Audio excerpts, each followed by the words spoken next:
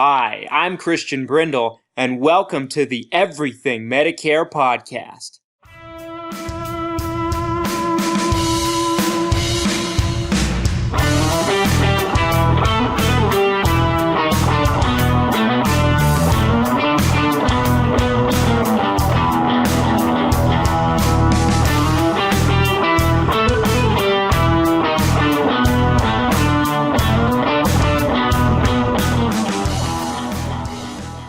What's up, Everything Medicare Podcast Nation? This is Christian Brindle.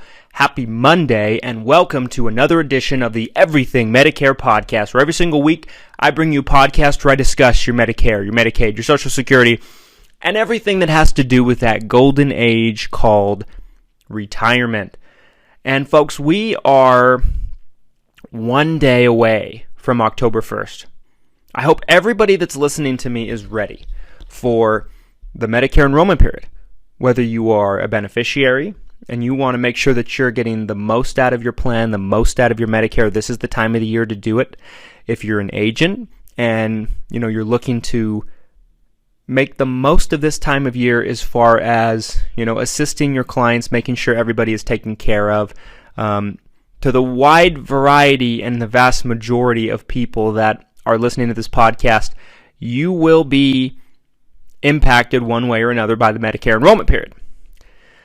Today, folks, I have a very, very interesting topic that I've been wanting to talk about for some time. I've been sitting on a lot of good information that I wanted to touch on, but as far as changes that are going into effect anyway, into the year 2020, I'm really not able to talk too much about it. I kind of have to keep my lips sealed to a certain extent, to a certain degree. I'm not in the mindset to where I'm trying to withhold information from you. That's just not what we're about. That's not what I do. But there's rules. I've talked about them before.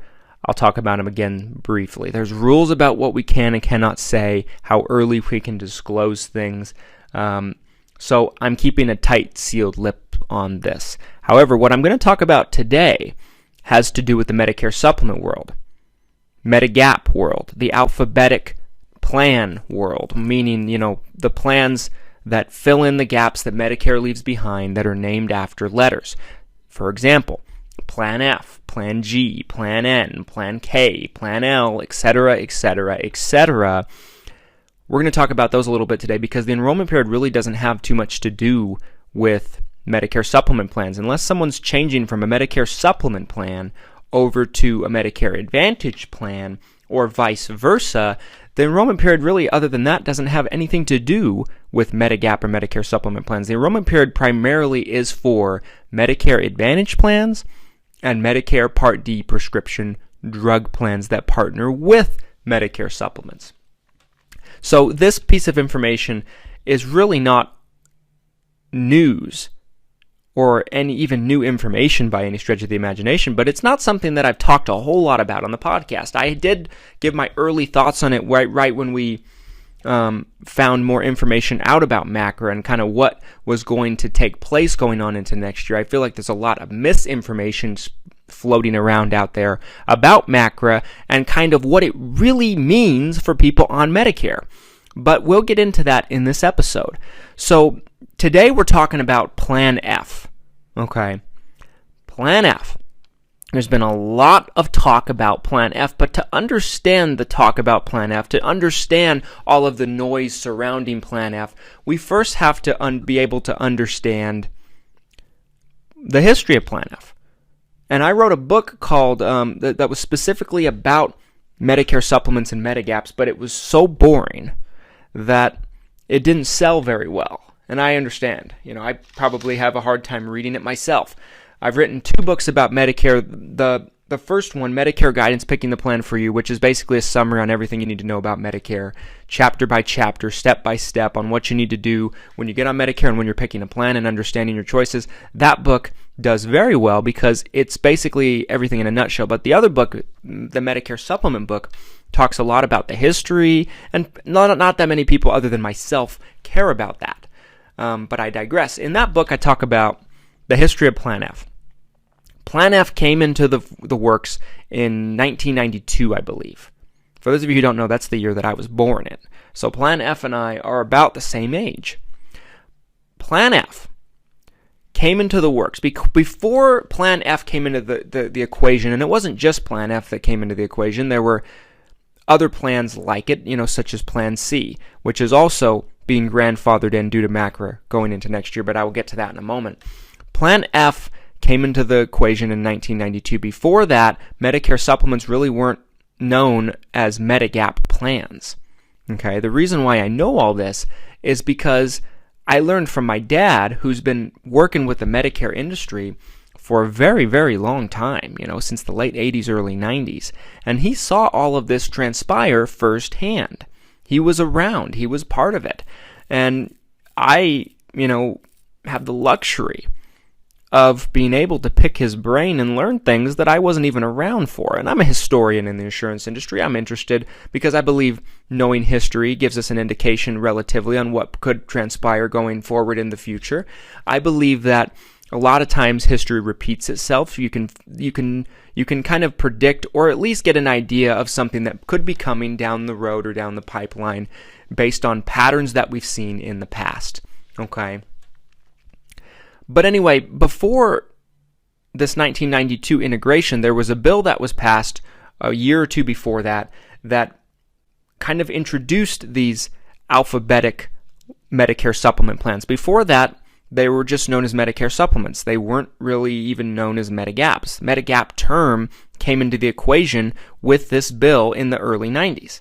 And that's what brought us Plan F, Plan C, amongst other plans. But Medicare supplements have been going on since, Medicare started in 1966. So Medicare supplements, it wasn't a new concept, but the way they looked, the features of the plan, how they worked, how they were structured, if you will, changed dramatically with this integration with this bill in the early 90s. With the Medicare supplement. So Plan F came into the fray, and instantly it was the most popular Medicare supplement plan that we've probably ever seen. Another really popular Medicare supplement Medigap plan we've seen over the years is Plan J, which has been out of the equation for a very long time, but you might know somebody that has a Plan J. Anybody that had a Plan J years ago, probably a decade ago, were grandfathered in, just like they're going to do with Plan F and to a lesser degree Plan C in 2020. So, but Plan F probably will be for some time. It was the most popular Medicare supplement plan for 2 decades. From 1992 to when it came into the marketplace, all the way till probably about 2012, 2013, 2014, somewhere in that time period. It was the most popular plan of all of the different Medigaps available. Now, people listening to this might, be familiar with Plan G, Plan N, some of these other plans. Those plans really didn't come into the equation until about 2010. Okay? They were introduced in a different bill. Because anytime there's a change with Medicare supplements, they're put into the equation. It's put into works with bills that are passed in the government, because Medicare is government insurance, and the way that Medicare supplements work is these plans are designed by Medicare. Medicare determines what the plan is going to look like as far as how much of what Medicare leaves behind the plan is going to pay or not pay, and then these plans are standardized. Standardized meaning that every single insurance company that offers a Plan G or a Plan N, the benefits are going to be the same across the board with all of the different plans, with all of the different insurance companies. The insurance company has 2 says: how much they're going to charge in premium and how much they're going to raise the rates on these particular plans. I guess you could say there's a third one in there, and that's if they want to add any additional benefits such as like discount programs. Not like a Medicare Advantage plan, but you will see some Medigap carriers nowadays have, eyeglasses discounts. Silver sneakers are included, or Silver and Fit, or some kind of gym program with a lot of Medicare supplements. Not a lot, very few actually, but with some carriers, some of the really large carriers anyway. We've seen this. And Plan F has been so popular for so long, but starting next year, Plan F is going to be grandfathered in. And what they're doing with this macro bill is starting 2020, anyone that's become eligible for Medicare in 2020 will not be able to pick up a Plan F going forward. So basically, let's say I turn 65, hypothetically speaking, next year. I don't, not even close, but let's say, hypothetically speaking, I turn 65 in 2020, and I become eligible for Medicare for the very first time. I will not have the option ever to pick up a Plan F because I'm not eligible before the year 2020. Now, let's say I became eligible for Medicare last year, 2018. And let's say I have a Plan G, but for some reason I changed my mind and I decide I want a Plan F next year in 2020. I will be able to get that if I can pass health questions and underwriting with the particular company I want to go with, because I was eligible for Medicare before 2020. So to keep it simple, if I was eligible for Medicare before 2020, I can still pick up an F if I want to. If I become eligible for Medicare after 2020, I cannot pick up an F. See how that works? So let's put to bed the notion that no one will be able to get Plan F starting in 2020. There's a lot of jokesters out there, a lot of misinformed individuals is what I'll call them. That's my politically correct way of calling people out. But these misinformed individuals, I'll call them, have been stating and putting information out there that's saying that, no one will be able to get Plan F in 2020, and it's a bunch of baloney. It's a bunch of malarkey. Not only that, the people that currently have Plan F will be grandfathered in. Not just Plan F, but Plan C, but not as many people are on Plan C, and it's not even close. But the people that have Plan F will be able to keep Plan F going forward. They'll be grandfathered in. They can't be canceled. The rules with Medicare supplements and Medigap programs is they are what's known as guaranteed renewable. Once you have it, you can't lose it. As long as you pay the premium, that's the one exception.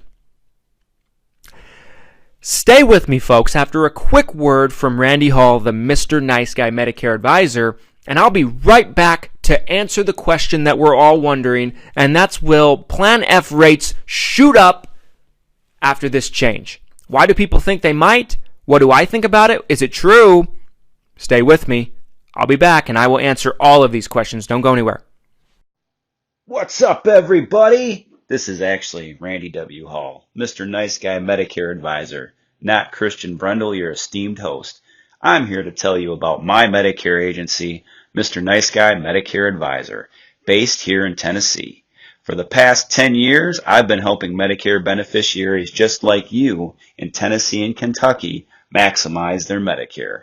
If you're a regular listener of this podcast, you know Christian always encourages you to deal with a broker in your state who sells all the different plans and will give you not just a quote, but also advise you and educate you in a way that is simple to understand. We know how confusing and overwhelming the whole process can be. We do it all for folks on Medicare, from supplements to Advantage plans, Part D, cancer products, hospital indemnities, and more.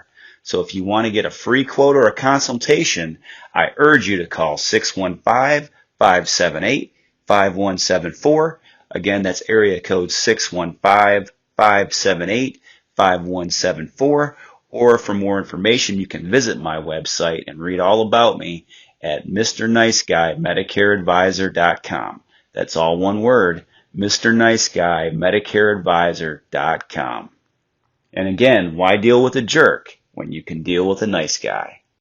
Welcome back, Everything Medicare Podcast Nation, and thank you for that message from Randy Hall, the Mr. Nice Guy Medicare Advisor. If you live in Tennessee and or Kentucky and you need help with your Medicare health plan, I recommend you give Randy a call, because he's a person that has high integrity, high ethics, high morals.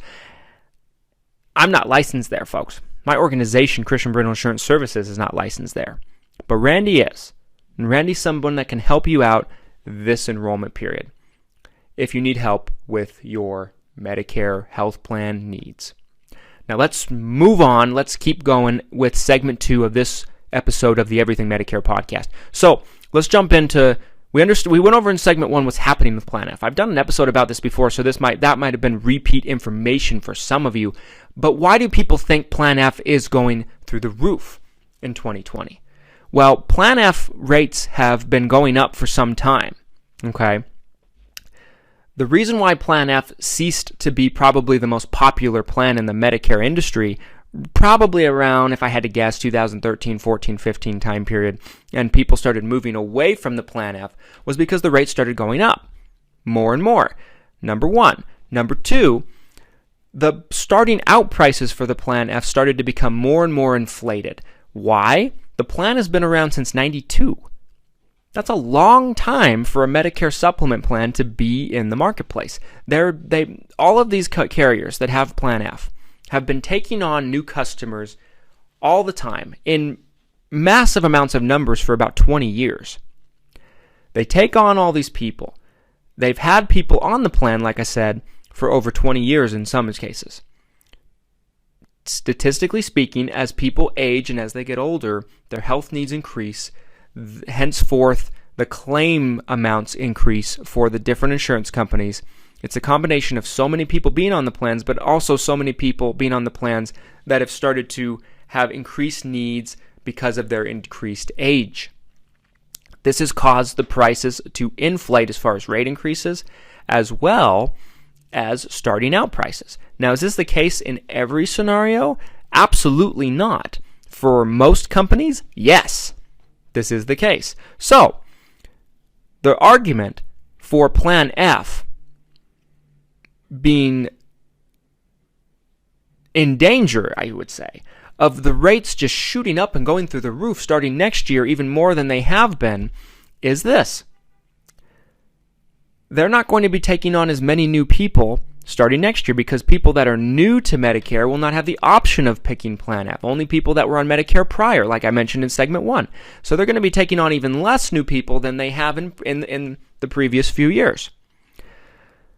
Because of this, the experts, I would say, everyone thinks they're an expert on everything. Okay? But experts theorize, the argument is that since the insurance companies are not going to be taking on as many new people on these particular plans, Plan F specifically, and the people that are already on the plans will continue to get older, continue to have their needs increased, statistically speaking, as a whole, meaning the group of people, that will cause everyone's rates to go up because the insurance companies won't be making as much money as they used to. They'll make up the difference in raising the rates. Rate increases, I've done multiple episodes about them. Go back and listen if you want to know about that, but in a nutshell, the rate increases are going to be determined by the group of people that you're a part of in most cases. Community rate increases. That's one factor. It's not the only factor that goes into an insurance company or Medicare supplement company's rate increases, but it is a big factor.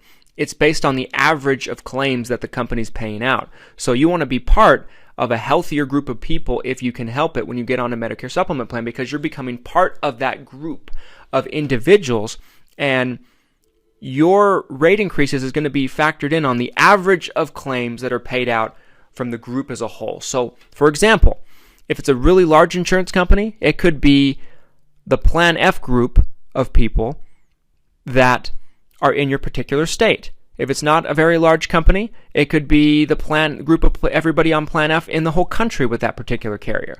If it's a very small insurance company, it could be Plan F, Plan G, Plan N across the whole board. You don't really know all the time, but most of the time it's plan by plan by plan. Most of the time. Now that's just one factor that goes into rate increases, but it is a big factor. Medicare supplement companies also raise your rates due to age, inflation, amongst other things. You know, the value of our dollar going down, the ever-increasing costs of healthcare.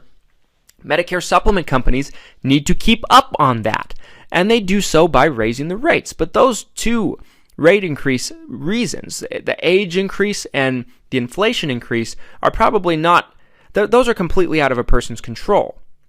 But the group of people that you're a part of is in your control. So that's the argument for why Plan Fs are going through the roof. Now, is it valid? Is it justified? My answer is going to be kind of on the fence. I would say the argument for it is valid and invalid at the same time. Let me explain. The argument is valid for this reason. Most of the companies that have Plan F or have offered Plan F over the years that will continue to offer Plan F But primarily speaking, for all the people that were grandfathered in to Plan F over the years, the argument is valid for a lot of these companies because exactly what I stated. They're not going to be taking in as much new customers. It's going to decline revenue for that particular plan, and they're going to make up the difference. But it's invalid to say that that's the case with every single carrier that offers a Plan F. What companies would not be in this particular bracket? Which companies will not have the humongous rate increases? Well, large companies. Large companies. Let me explain. I was at a meeting last week for a very, very, very popular national insurance company, and I'm not going to say the name of them, but if you're an agent and you're listening, you may know who I'm talking about. This particular company has 4.5 million, let me repeat that, 4.5 million customers on their Medicare supplement products. They have 4.5 million. They disclosed during this meeting that they have over 2 million people on Plan F by itself. So, the argument that they made is the people that are on their Plan Fs, they believe that they will be able to sustain the rates for them. They don't believe that the rate increases will be any more than they've ever been. Or they won't go up as much as everyone is saying that they're going to go up. And I actually tend to agree with them. Because their Plan F book of business, the people that they have on Plan F, is more than any other carrier's Medicare supplement book of business with all of the plans put together. Think about that. Now that's an extreme example. But there's an example of a company that, in my opinion, is going to be able to sustain their Plan F prices and still be able to keep the Plan F rate increases more reasonable. Now, do I think a Plan F has the chance of, more often than not, 99 times out of 100, 9 times out of 10, do I believe that a Plan F probably is going to have higher rate increases over the next 10 years than a G or an N? Yes, I do believe that. But are they going to be 20, 30, 40, 50% like some of these other people are saying? Not with every company. With some companies, possibly. But with this particular company, no way in hell. I'll go out on a limb and say that. I can't say the name of the insurance company, but no way in hell. It's probably pretty easy to figure out who I'm talking about, though. Why? Because they have so many policyholders. They're so enormous. They're so massive that they have an easier time spreading the risk around. But they're not the only company that probably will be able to keep this up. There's other companies that have humongous customer bases, millions of people, that may not have as easy of a time as this particular insurance company. But they're so large, they have so many policyholders that they'll have an easier time spreading the risk around. The insurance companies that I believe will be hit the hardest with the Plan F rate increases, the people on Plan Fs that will be hit the hardest will be with smaller companies and companies that have a history of rate increases anyway.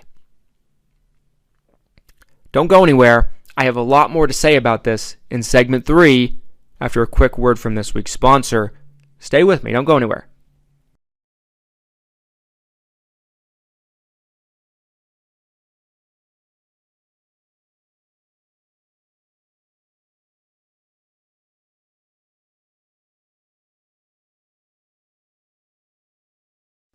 Welcome back, everybody. Thanks for sticking with me to our third and final segment of this episode of the Everything Medicare Podcast. So, if you have Plan F and you're listening to this, my takeaway would be I wouldn't be so concerned with the particular plan you're on as far as rate increases are concerned. I would be more concerned about the specific insurance company you're on. You need to take a look at your insurance company and you need to make a determination on, is this company going to be able to sustain my rate going forward? Will they be able to keep my rate lower going forward? And the only way you can do that, folks, is ask around. You know, any person that's a client of mine, go ahead, ask me about your company. Shoot me an email, give our office a call. I will tell you exactly what I think about that company. if their Plan F is going to be sustainable. But don't get me wrong, don't get it twisted here. I'd say probably 90+% of the insurance companies that have Plan Fs on their books will probably experience significant rate increases. But I do think there are a few diamonds in the roughs that will be able to spread the risk around, like I said, in an effective way and still be able to maintain the rates in an effective way because they have such humongous client bases and customer bases on these particular Plan F blocks. So, evaluate your own particular insurance company. There's a million different insurance companies out there that offer Medicare supplement products. So, the answer is yes and no. It really has more to do with your particular insurance company than Plan F itself. Point blank. And that's what nobody's telling you. But that's what you need to know. Granted, there's going to be a lot more insurance companies that get hit hard by Plan F in my prediction as far as rate increases. Their Plan Fs are going to get hit hard. There's going to be a lot more insurance companies that go through negative turmoil as far as rate increases than are able to sustain it.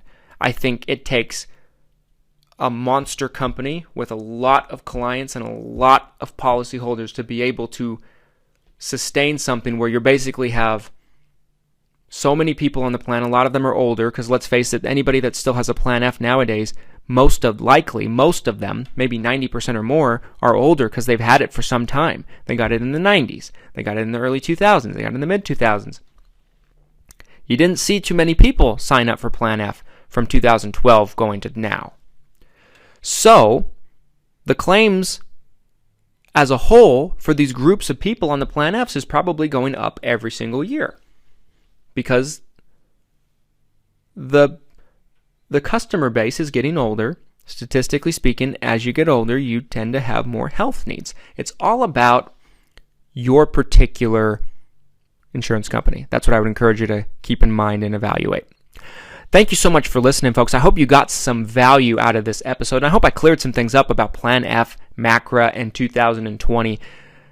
Tomorrow's the 1st. Our podcast going forward, I'm so excited to drop bombs about 2020 and changes, and there's so much information. I can only do it one episode at a time, so be patient with me. Be patient with us. As always, folks, as we enter into the enrollment period, I own an insurance company, or insurance brokerage, I should say, called Christian Brindle Insurance Services. We specialize with Medicare. We work with all the largest insurance companies in the industry, and our job is to sort through the options and help you find the best available fit based on your needs and preferences. If you live in the states of Utah, that's where our office is located, Florida, Oregon, or Idaho. Those are our 4 states at the moment: Utah, Florida, Oregon, or Idaho.